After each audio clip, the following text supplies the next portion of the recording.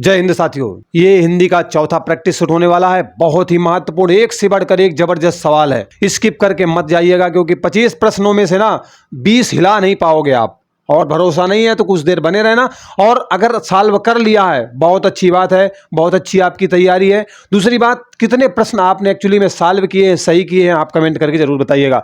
प्रश्न नंबर 1 आपके सामने दिया गया है कि सुषुप्ति का विलोम क्या होता है। बेटा, सुषुप्ति का मतलब होता है शांत अवस्था में चला जाना या एक तरीके से सोने वाली अवस्था में चला जाना। तो अब इसका विलोम पूछा गया है। विलोम का मतलब होता है विपरीत अर्थ देने वाले शब्द, जैसे आना का विपरीत हो गया जाना, मतलब विपरीत उल्टा अर्थ देने वाला। तो यहां पर सुषुप्ति का विपरीत हो जाएगा बेटा जागृति। ऑप्शन नंबर ए यहां पर बिल्कुल आपका करेक्ट हो जाएगा। चलिए अगले प्रश्न पर चलते हैं, जहां पर डिटेल की आवश्यकता होगी मैं बिल्कुल दूंगा, ठीक है, टेंशन मत लेना। सारी बातों को मैं क्लियर करते हुए चलूंगा, कहीं फंसोगे नहीं। अगला दिया गया है कि लतियाना में कौन सी क्रिया है, आपसे पूछा गया है। क्रिया क्या होती है? जो क्या किया जा रहा है उसको बताने का काम करती है, वो आपकी क्रिया होती है, ठीक है। लतियाना, लतियाना बेटा आपके लात से बना हुआ है। किससे बना हुआ है? लात से जो है लतियाना शब्द का निर्माण हुआ है। तो लात से लतियाना होता है, बात से बतियाना होता है और जूता से जुतियाना भी होता है। कहने का मतलब ये जो आपकी क्रिया है ना, ये बेटा नाम धातु के अंतर्गत आती है। ऑप्शन नंबर ए यहां पर आपका जो है बिल्कुल करेक्ट हो जाएगा। तो ऑप्शन नंबर ए बिल्कुल राइट आंसर होगा आपके प्रश्न नंबर 2 का।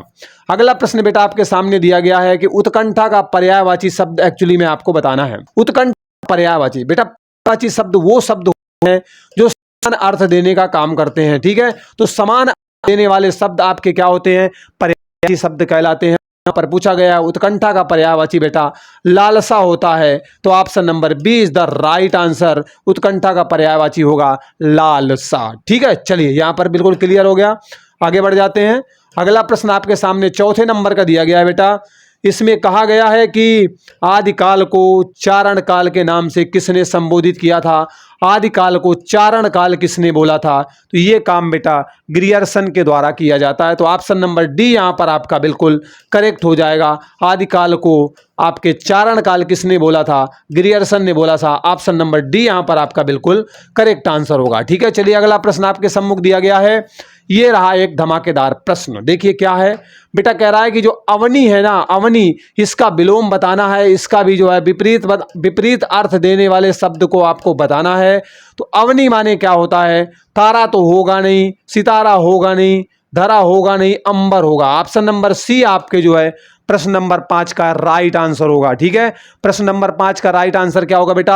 अंबर होगा, क्योंकि अवनी मीन्स आपका धरती होता है और अंबर मीन्स आसमान होता है। तो विपरीत हो जाएंगे दोनों एक दूसरे के, इसलिए option number C right answer होगा क्वेश्चन नंबर 5 का, ठीक है। अगला प्रश्न बेटा दिया गया है रसाल। रसाल का सही अर्थ आपसे पूछा गया है कि जो रसाल दिया गया है एक्चुअली में इसका सही अर्थ क्या है? बेटा रसाल जो है ना, ये आपके आम का पर्यायवाची होता है। तो आम का पर्यायवाची है, इसलिए इसका राइट आंसर बेटा क्या हो जाएगा? तो राइट आंसर बच्चों इसका आम हो जाएगा, ठीक है। क्या हो जाएगा? आम हो जाएगा। तो ऑप्शन नंबर सी में दिया गया, इसलिए ऑप्शन नंबर सी यहां पर बिल्कुल राइट आंसर हो जाएगा, ठीक है। चलिए अगले प्रश्न पर मूव करते हैं।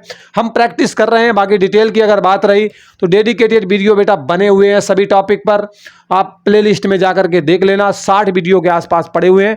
उसमें हिंदी भाषा को मैंने कंप्लीटली कवर करने का प्रयास किया है, ठीक है। फिर भी अगर डिमांड आएगी कि इस टॉपिक पर डेडिकेटेड वीडियो चाहिए तो वो बना दिया जाएगा, चिंता बिल्कुल ना करें। वहां पर जाकर के आप थ्योरी की क्लास लेंगे अच्छी तरीके से और प्रैक्टिस हम यहां पर करेंगे। अगला प्रश्न है, मुदित मनोहर मानस देखा पंक्ति में आपसे अलंकार। काव्य की शोभा जो जो बढ़ा दे वो अलंकार होता है। और अलंकार आपसे पूछा गया है बेटा, आप देख रहे हो यहाँ पर माँ नजर आ रहा है, यहाँ पे भी माँ नजर आ रहा है, यहाँ पे भी माँ, मतलब यहाँ पर जो वर्ण माँ है ना, वर्ण जो माँ है इसकी आवृत्ति बार बार हुई है। और जहां पर एक वर्ण की आवृत्ति बार बार होती है ना, एक बार देखा, हजार बार देखा, बार बार देखा, तो समझ लेना वहां पर मामला अनुप्रास अलंकार का होता है। ऑप्शन नंबर डी बिल्कुल करेक्ट आंसर होगा। प्रश्न नंबर 7 का option number D is the right answer. Okay, चलिए अगले प्रश्न पर मूव करते हैं। अगला प्रश्न दिया गया है अगला प्रश्न है आपके सामने, ध्यान से देखो बेटा।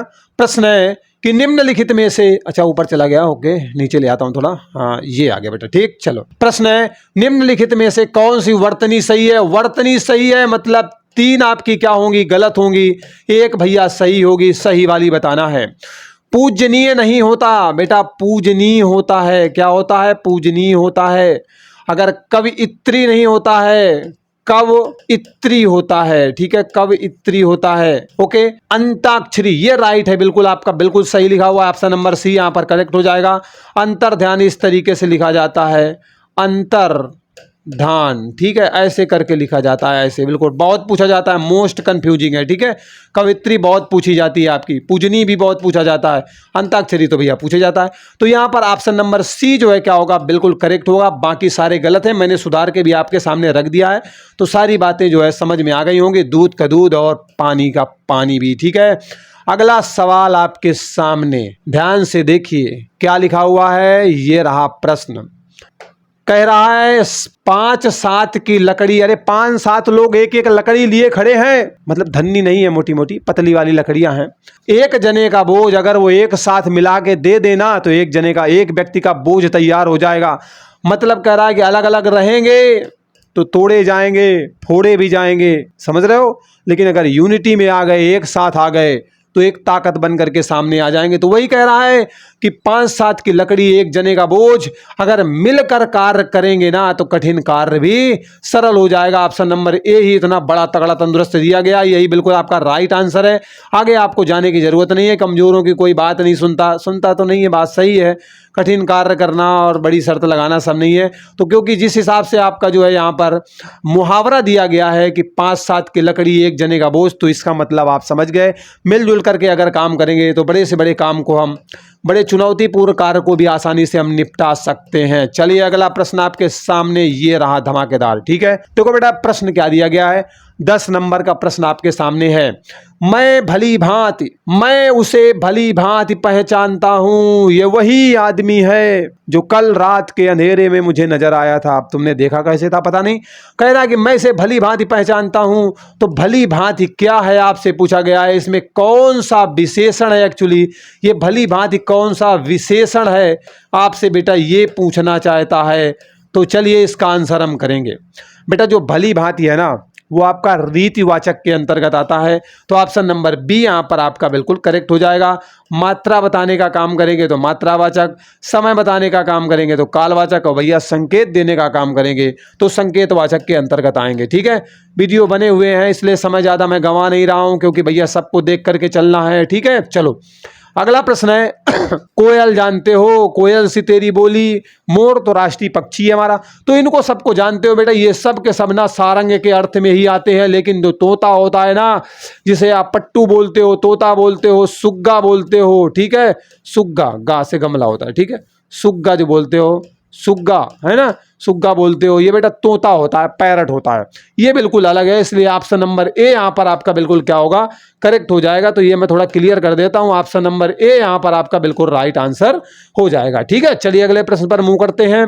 अगला सवाल आपके सामने है 12वें नंबर वाला, पानी का वचन हमेशा क्या रहता है। मतलब पानी तो भैया पानी रहता है, सानी सानी सानी पानी पानी, ऐसे सुना है ना कुछ गाना वाना तुमने, तो वही कह रहा है पानी का जो वचन है वो हमेशा कैसा होता है। तो बेटा हमेशा हमेशा सदैव सदैव एक वचन में ही होता है। तो option number C is the right answer. Option number C यहाँ पर आपका बिल्कुल करेक्ट हो जाएगा। एक के बारे में बताएगा तो एक वचन होगा, दो के बारे में बताएगा द्विवचन होगा। हिंदी में अपने दो वचन का हम प्रयोग करते नहीं है, सीधा एक आता है या तो बहु आता है ना, मतलब एक से ज्यादा होंगे तो बहु में ही आते हैं, ठीक, ओके। सदैव बहुवचन। बाकी देखो मैं डेडिकेटेड वीडियो इस पर भी बना चुका हूँ भाई, बार बार बोलना पड़ता है, आप समझदार बच्चे हो, ठीक है। तो आप थ्योरी वहाँ से कर लो, इसके बाद प्रैक्टिकल यहाँ पर करो। मज़ा ना आए तो मेरे को बताना कि हाँ सर जी मज़ा नहीं आया, ठीक है, तब मैं उसकी जिम्मेदारी लेता हूँ कि समझ नहीं पा रहे हो। प्रकृति का सुकुमार कवि किसे कहा जाता है। कवि छोटी की मात्रा कवि होता है। प्रकृति का सुकुमार कवि किसे कहा जाता है। प्रश्न number 13, answer Sumitra Nandan Pant. Option number A is the right answer, ठीक है। जयशंकर प्रसाद कामायनी, आंसू झरना रहे, जबरदस्त रचनाएं। गिल्लू श्रृंखला की कड़ियाँ, ये सब रचनाएं आपकी किसकी हैं। महादेवी वर्मा, सूर्यकांत त्रिपाठा, निराला की बहुत जबरदस्त रचनाएं हैं। डेडिकेटेड वीडियो इन पर भी है, ठीक है। चलिए देख लेना भाई। अगला प्रश्न है आपके सामने। अगला प्रश्न बेटा, कौन आ रहा है, मैं कौन क्या है भैया, ये कौन क्या है। अब देखो आप दिमाग आपका घूम जाएगा, इस सवाल को देखोगे घूम जाएगा, ऐसे सवालों को देखोगे घूम जाएगा। तो समझो यहाँ पर कह रहा है कौन आ रहा है, प्रश्नवाचक है। अब आप कहोगे हाँ भैया प्रश्नवाचक शब्द लगा है, प्रश्नवाचक तो हो जाएगा, बात तो सही है, प्रश्नवाचक शब्द लगा हो जाएगा, लेकिन आज्ञा की बात तो देखो कर नहीं रहा, इसमें निश्चय की बात तो कर नहीं रहा, अनिश्चय भी बात कर रहा है और प्रश्नवाचक की भी बात कर रहा है। अब देखो मैंने आपके घर की घंटी बजाई, मैं कभी आया गया नहीं हूँ, कैमरा आपके यहाँ लगा नहीं कि आप देख पाए हो कि हमारे कोई परिचित का है या फिर नहीं है। अब मैंने बजाई तो आप अपने दरवाजे के पास आएंगे, अंदर से बोलेंगे कौन, मतलब निश्चित नहीं है मैं कौन हूँ। अगर निश्चित होता कि मैं ही हूँ, आप मुझे जानते होते तो दरवाजा खोल देते, पूछने की आवश्यकता न पड़ती, लेकिन आपको पता नहीं है, तभी आपने कौन का प्रश्न किया। तो प्रश्न तो किया है तुमने, लेकिन अनिश्चितता की स्थिति बनी हुई है, इसलिए ऑप्शन नंबर डी यहां पर आपका बिल्कुल करेक्ट हो जाएगा। ठीक है, ये बात समझ लेना। कौन आपका किस प्रकार का सर्वनाम है, तो बेटा अनिश्चयवाचक सर्वनाम में आपका कौन आता है, ध्यान रखिएगा, बहुत कंफ्यूज करता है, इसलिए थोड़ा सा समय देते हुए मैंने यहां पर इसे क्लियर करने का प्रयास किया है। ठीक है, चलो अगला प्रश्न बेटा आपके सामने है, संध्या और रात्रि के बीच का समय क्या होता है, स्पेस होना चाहिए कि अलग रहेगा रात्रि के। तो कह रहा है संध्या और रात्रि के बीच का जो समय होता है उसे किस नाम से जाना जाता है, तो प्यारे बच्चों उसे प्रदोष कहा जाता है। क्या बोला जाता है, प्रदोष बोला जाता है। ऑप्शन नंबर बी यहां पर आपका बिल्कुल करेक्ट हो जाएगा कि संध्या मतलब सायंकाल होने वाली है और रात्रि के जो बीच का दौर होता है वो प्रदोष नहीं बेटा, प्रदोष। ओके, हाँ अगर बात करें त्रियामा की तो आधी रात के बाद का समय होता है, तीसरा पहल त्रियामा होता है। निशीथ बेटा आधी रात होती है आपकी। ठीक है, चलिए क्लियर हो गया, सारी बातें यहां पर स्पष्ट हो गई, दूध का दूध पानी का पानी। ओके, अगला प्रश्न आपके सम्मुख दिया गया है, अंश और अंश में सही अर्थ वाला विकल्प आपको चुनना है। यार ये बोले जो अंश दिया गया है ना, ये वाला, ये बेटा अंश आपका क्या बताता है और दूसरा वाला जो अंश दिया गया है वो क्या बताता है। तो देखो दूसरा वाला जो अंश है वो भाग के अर्थ में भी आता है और इसका मतलब हिस्सा भी होता है। ठीक है, तो भाग और हिस्सा की बातें कर रहा है, लेकिन अब दुर्भाग्य देखो हिस्सा हिस्सा भाग हिस्सा सब में मामला बिल्कुल नीट एंड क्लीन चल रहा है। तो अब फंसने की बारी तुम्हारी है, अब ध्यान से देखो। तो बेटा ये अब इधर से पकड़ना पड़ेगा, क्योंकि इधर से तो पकड़ने के चक्कर में थे लेकिन पकड़ नहीं पाए, अब यहाँ से पकड़ लेंगे। अंश मीन्स मेरे लल्ला कंधा होता है, क्या होता है, कंधा होता है अंश मीन्स। तो कंधा अगर मिल रहा है कहीं पे, एक ही ऑप्शन है, ऑप्शन नंबर सी यहाँ पर आपका बिल्कुल करेक्ट हो जाएगा। Option number C is the right answer. तो अंश मीन्स कंधा होता है और दूसरा अंश जो है उसका मतलब भाग या हिस्सा होता है। तो बेटा क्लियर हो गया होगा, यहाँ पर आपका ऑप्शन नंबर सी जो है एकदम करेक्ट हो जाएगा। ठीक है, चलिए अगला प्रश्न आपके सम्मुख दिया गया है, ये रहा एक और धमाकेदार। ऊंट का पर्यायवाची कह रहा नहीं है, ध्यान से पढ़े हो कि नहीं। ऊंट का पर्यायवाची कह रहा नहीं है, मतलब एक जो है नहीं है और तीन जो है हैं वाले हैं। तो नहीं वाला पूछ रहा है, वो ये एक पूछ रहा है। तो बेटा ऊंट को ना उष्ट्र भी बोलते हैं, महाग्रीव भी बोलते हैं, क्रमलेख भी बोलते हैं, क्रमेलक, क्रमलेख नहीं क्रमेलक भी बोलते हैं। अंबर बेटा नहीं होता है, अंबर आपका आसमान का पर्यायवाची है। किसका है, आसमान का पर्यायवाची है। तो ऑप्शन नंबर डी यहाँ पर आपका बिल्कुल क्या होगा, करेक्ट आंसर हो जाएगा। बाकी जो आपके ऑप्शन है वो ऑलरेडी ऊंट के पर्यायवाची हैं, तो ऑप्शन नंबर डी यहाँ पर बेटा आपका बिल्कुल करेक्ट हो जाएगा। ठीक है, चलिए आगे बढ़ जाते हैं बच्चों। अगला प्रश्न है आपके सामने 18 नंबर वाला, देखो कितना धमाकेदार प्रश्न, समझो इसको। कह रहा है छत्र छाया जो शब्द दिया गया है, ठीक है, छत्र छाया जो शब्द दिया गया है, अशुद्धि का कारण बताना है, किस मामले में अशुद्ध है। बेटा ये जो छत्र छाया है ना, ये लिखा जाता है छत्र छाया, ऐसे करके लिखा होता है। छत्र छाया भी होता है, लेकिन एक्चुअली में इस तरीके से जब संधि करके बनाया जाता है तो इस तरीके से बनता है, छत्र धन छाया बराबर छत्र छाया बनता है ऐसे करके। तो इसमें एक्चुअली क्या है, जो संधि वाली अशुद्धि है ना, संधि पर डेडिकेटेड वीडियो इतना बढ़िया डिटेल किया है, बार बार कहूंगा तो आप कहोगे बार बार आप बोल रहे हो सर, है ना, मतलब भेजी के मानोगे। मेन चीज है ना, फायदे की बात है भाई, तो भेजना तो पड़ेगा, है ना, तभी तो सीख के आओगे, तभी तो यहाँ पर अच्छा खासा प्रैक्टिस होगी। तो बेटा यहाँ पर संधि संबंधी मामला चल रहा है, इसलिए ऑप्शन नंबर डी यहाँ पर आपका क्या होगा, बिल्कुल करेक्ट हो जाएगा। छत्र छाया में आपके जो है संधि वाली अशुद्धि दी गई है। समास बेटा क्या होता है, दो पदों का योग होता है, उसके बाद कोई तीसरे पद का निर्माण होता है, नया तीसरा सार्थक समूह बनता है, वहाँ पर आपका समास होता है। प्रत्यय आपके जो है किसी भी शब्द के बाद में लगाए जाते हैं, उपसर्ग किसी भी शब्द के पहले लगाए जाते हैं। ठीक है, चलिए बच्चों यह बात समझ में आ गई आपको, आगे बढ़ते हैं। अगला सवाल आपके सामने दिया गया है, देखो कितना बढ़िया सवाल है। कह रहा है विपद जाल, विपद जाल का संधि विच्छेद। संधि बेटा दो वर्णों का मेल होती है, संधि जो है दो वर्णों का मेल होती है, और उसके बाद जब संधि को आप तोड़ दोगे ना तो उसे संधि विच्छेद के नाम से जाना जाता है, उसे संधि विच्छेद कहा जाता है। हाँ एक बात, हलंत भैया सब में लगा लेना, हलंत सब में लगा लेना, ठीक है। विपदा में तो लगेगा ही नहीं, कोई फायदा नहीं है, क्योंकि स्वर लगा हुआ है, इन सब में स्वर नहीं है। विपद में, विपज में और विपद में, इनमें लगा लेना, हलंत लगेगी, आधे आधे हैं। ठीक है, चलो देखते हैं। तो विपद जाल में हम देखेंगे बेटा, सबसे पहले तो यहाँ पर आपकी व्यंजन संधि है, ये बात क्लियर कर लो, यहाँ पर बेटा व्यंजन संधि है। अब व्यंजन संधि मामला अगर क्लियर हो गया तो आप आगे बढ़ सकते हो, लेकिन व्यंजन यहाँ पर भी दिए गए हैं तो मामला फिर लटकेगा, अब तोड़ के देखना पड़ेगा। तो इसे हम जब तोड़ेंगे ना बेटा तो इस तरीके से टूटेगा, विपद धन जाल, विपद धन जाल हो जाएगा।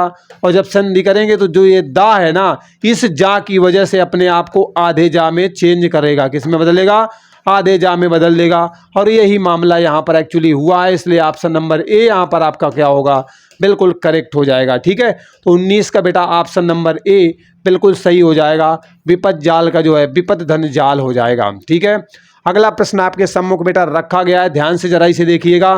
प्रश्न कह रहा है कि मोहन ने राधा को जगाया है, ठीक है, क्योंकि भूकंप आया है, मोहन ने राधा को जगाया है। वाक्य में कौन सी क्रिया है आपसे पूछी गई है, क्या सकर्मक क्रिया है यहाँ पर, इससे हमें लेना देना नहीं है अभी फिलहाल तो सकर्मक। हाँ एक बात मैं कह सकता हूँ कि मोहन ने राधा को जगाया है, तो जायज सी बात, कर्म तो दिया गया है तो सकर्मक तो है। आगे क्या कह रहा है, प्रेरणार्थक ना नहीं होता है, यहाँ पर आड़ा होता है। ठीक है, प्रेरणार्थक क्रिया होती है, संयुक्त क्रिया में दो या दो से अधिक क्रियाएं मिलकर के बनती हैं, तो यहाँ पर ऐसी कोई बात कह नहीं रहा है। रूढ़ क्रिया वाली बात भी आपके सवाल में बोल नहीं रहा, तो अब मामला कहाँ चला जाएगा, ऑप्शन नंबर बी में। अब आप सोचेंगे ऐसा क्यों किया गया, सकर्मक एग्जाम्पल क्यों नहीं दिया गया।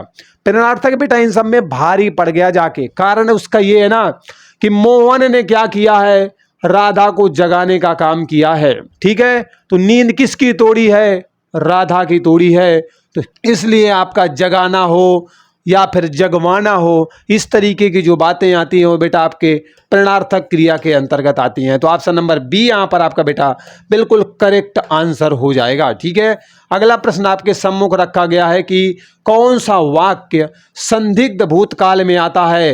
भूतकाल वो होता है जो समय गुजर जाता है, अब गुजरने का समय भी दौर अलग अलग होता है, कुछ बहुत पहले गुजर जाता है, कुछ अभी तत्काल में हुआ है। ठीक है, तो चलिए बात करते हैं।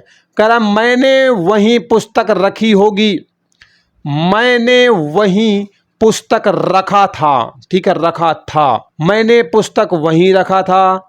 और आगे कह रहा है मैं पुस्तक वहीं रखती हूँ। भैया ये तो रखती हूँ भूतकाल का मामला नहीं है, ये आपके वर्तमान का मामला है, इसलिए ये ऑप्शन तो पहले ही कट हो गया, आप बचे 3। संदिग्ध है, स्पष्टता नहीं है। तो अब आपसे किसी ने पूछा कि बेटा पापा का चश्मा कहाँ रखा है, तुमने कल कहाँ रखा था, तो तुम यही बोलोगे मैंने पिताजी का जो चश्मा था अलमारी में रखा होगा, या मम्मी वही ढूंढो वहीं रखा होगा, उसी अलमारी में रखा होगा। तो होगा होगा लगा के बताओगे ना, संदिग्ध अवस्था में है, तुम्हें पता ही नहीं है एक्चुअली में रख के कहाँ आए हो, क्योंकि तनंते मनंते जियरा राय उदास वाली घटना है तुम्हारे साथ। तो यहाँ पर ऑप्शन नंबर ए जो है बिल्कुल क्या होगा, करेक्ट हो जाएगा। तो संदिग्ध भूतकाल में जो है आपका कौन सा करेक्ट आंसर होगा, तो बेटा ऑप्शन नंबर ए होगा। ठीक है, चलिए अपने से लिंक करके देखो, मामला हमेशा बढ़िया जाएगा, और अगर दूसरे से लिंक करने की कोशिश करोगे तो मामला बेटा उलझ जाएगा। ठीक, चलिए अगला प्रश्न आपके सम्मुख दिया गया है कि लिंग किस भाषा का शब्द है। यार जो लिंग है ना, ये बेटा आपके संस्कृत भाषा का शब्द है, हम हिंदी में भी इसका प्रयोग करते हैं, लेकिन एक्चुअल में अगर हम बात करेंगे ना तो बेटा ये संस्कृत भाषा का शब्द है, उससे हमने लेकर के अपने हिंदी में प्रयोग करना शुरू कर दिया, लेकिन पहले तो भैया उसी का है ना, समझ रहे हो, पहले जिसका मामला है उसी का नाम आएगा, तो उससे पहले लूंगा डैश डैश का नाम। अरे जो पहले उसका नाम लेंगे ना, तो बेटा ऑप्शन नंबर बी यहाँ पर आपका करेक्ट हो जाएगा। उसके बाद हिंदी में भी शामिल हो गया तो हिंदी में भी है, लेकिन आपका मूल शब्द कहाँ से आया है, तो संस्कृत से आया। अगला सवाल आपके सामने दिया गया है, चाकू। चाकू में गुण बहुत है, सदा राखियो संग। वैसे तो बोला जाता है लाठी में गुण बहुत है, हमेशा काम आती है सफर में भाई, सेब काटने के काम आती है, दुश्मनों से सुरक्षा के काम में आती है। तो चाकू शब्द जो दिया गया है, इसका बहुवचन क्या होगा बेटा? चाकू को चाहे आकू करो चाहे काकू करो, चाकू बेटा चाकू रहती है। ऑप्शन नंबर सी आपका करेक्ट हो जाएगा। इसमें छोटा हो की मात्रा इसलिए गलत हो जाएगी। ऑप्शन नंबर सी आपका करेक्ट हो जाएगा। चाकुओं मार के मत आना, चाकुए लगा के मत आना, चाकू का बहुवचन चाकू होता है, ये ध्यान रखना। ठीक, बहुत अच्छा खासा प्रश्न होते हैं ऐसे, और आपको क्या करते हैं, उलझन में डाल देते हैं। प्यारे बच्चे बेचारे फंस जाते हैं, कारण है ना हल्के हल्के प्रैक्टिस करके आते हैं, तो हल्का हल्का खाओगे तो बेटा गड़बड़ी हो जाएगा ना। पार्श्विक व्यंजन कौन सा है? पार्श्विक व्यंजन आपसे पूछा गया है, तो इसका सही आंसर है बेटा ला से लड्डू जो होता है ना, ये आपके पार्श्विक व्यंजन में आता है। या जो है ना ये आपके अंतस्थ में आता है, लेकिन इसे अर्ध स्वर के नाम से भी जाना जाता है। क्या बोला जाता है? अर्ध स्वर के नाम से भी जाना जाता है। रा वाला जो होता है ये बेटा आपका लुंठित होता है। ठीक है, लुंठित वर्ण कौन सा होता है? रा होता है। और पार्श्विक वाला ला से लड्डू होता है। और ये सल्लम वाले जो है ना, ये आपके संघर्षी वर्ण में आते हैं। ठीक है, संघर्ष करते हैं, या उसमें व्यंजन की कैटेगरी में भी आता है। डेडिकेटेड वीडियो बना हुआ है यार, मैं ज़्यादा समय नहीं दे सकता एक्चुअली। ठीक है, समझ रहे हो ना, समय बहुत कीमती है बच्चों, बार बार उसी चीज़ में समय ना गंवाएं, ध्यान से पढ़ लिया करो। ठीक, चलो। री जो है ना बेटा अर में बदल जाती है। एक्चुअली किस संधि में ऐसा काम बनता है बेटा? अगर हम संधि की बात करें, और यहाँ पर जो एग्जाम्पल दिए गए हैं, ये जो चार के चारों दिए गए हैं, ये बेटा आपके स्वर संधि के भाग दिए गए हैं। स्वर संधि के भाग हैं। स्वर संधि में क्या होता है? स्वर के बाद में स्वर आता है, उसके बाद विकार या परिवर्तन होता है, वहां पर स्वर संधि होती है। तो यहाँ पर बेटा स्वर संधि के जो भाग हैं ये आपके दिए गए हैं। एक यहाँ पर नहीं है, यण वाला नहीं है। ठीक है, 5 भाग हैं आपके स्वर संधि के। कितने हैं? 5। तो यण हो गया, वृद्धि, दीर्घ, गुण और ये। अब कह रहा कहाँ परिवर्तन री का होता है, तो बेटा जब छोटा आ बड़ा आ के बाद में ना आपका जो है छोटी ई आता है, बड़ी ई आता है, छोटा ऊ आता है, बड़ा ऊ आता है, और री से ऋषि बाबा तो ये आपकी किस में बदलती है? ए में बदलती है। ये ऊ किस में बदलता है? ओ में बदलता है। और री बेटा आपके अर में बदल जाती है। ये कथा कहानी एक्चुअली में आपके गुण संधि में चलती है। ठीक है, डेडिकेटेड वीडियो इस पर भी है, बहुत विस्तार में है। एक एक मैंने संधि को अलग कर दिया है, और इतने सारे एग्जाम्पल के साथ प्रैक्टिस करवाई है कि अगर प्रश्न संधि से आ गया तो धुआं धुआं करके आओगे। समास से आ गया ना, तो वो प्रश्न तुमसे कोई आस नहीं करेगा कि तुम फंसोगे नहीं, तुम उसको भी पटक के आओगे। चलिए, इस तरीके से बेटा ये प्रैक्टिस सेट आपका समाप्त होता है। 25 प्रश्नों का कलेक्शन था, एक से एक बेहतरीन प्रश्नों को रखने की मैंने कोशिश की थी। मोस्टली आपके पूर्ववर्ती परीक्षा से थे, 2-4 आपके जो है आगे आने वाली परीक्षा की दृष्टि से संभावित थे। अगर आपने सारा प्रैक्टिस सेट कवर कर लिया है, कंप्लीट कर लिया है, और आपको लगता है कि आप 20 तक पहुंच गए हैं, तो आप कमेंट करके बताएंगे। फिर भी अगर कुछ कम होते हैं तो डोंट वरी, हम हैं साथ में। ठीक है, मिलजुल करके मामले को निपटा लेंगे। चलिए, मिलते हैं अगले वीडियो में एक नए अपडेट के साथ। बाय बाय, टेक केयर, जय हिंद।